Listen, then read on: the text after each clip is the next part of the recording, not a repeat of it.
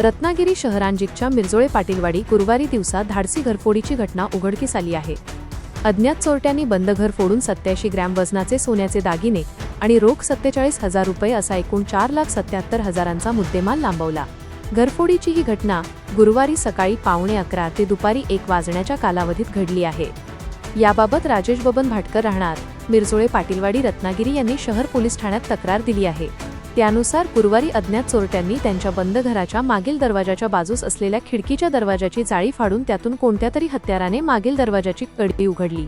त्यानंतर घरात प्रवेश करून कटावणीसारख्या हत्याराने घरातील तिन्ही बेडरूममध्ये असलेल्या लोखंडी कपाटातील लॉकर व ड्रावर उचकटत आतील मुद्देमाल लांबवला। दरम्यान दुपारी 1:30 वाजण्याच्या सुमारास राजेश भाटकर कामावरून घरी परतले असता त्यांना घरातील सर्व दिवे चालू अवस्थेत दिसून आले। त्यांनी घरात जाऊन पाहिल्यावर त्यांना घरातील सामान अस्ताव्यस्त पडलेले दिसून आले। तसेच कपाटातील सोन्याचे दागिने आणि रोख रक्कमही चोरीला गेल्याच निदर्शनास आले।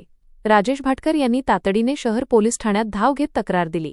त्यानंतर शहर पोलीस निरीक्षक विवेक पाटील, उपविभागीय पोलीस अधिकारी निलेश माईनकर व त्यांच्या टीमने घटनास्थळी भेट देऊन पंचनामा केला व गुन्हा दाखल केला।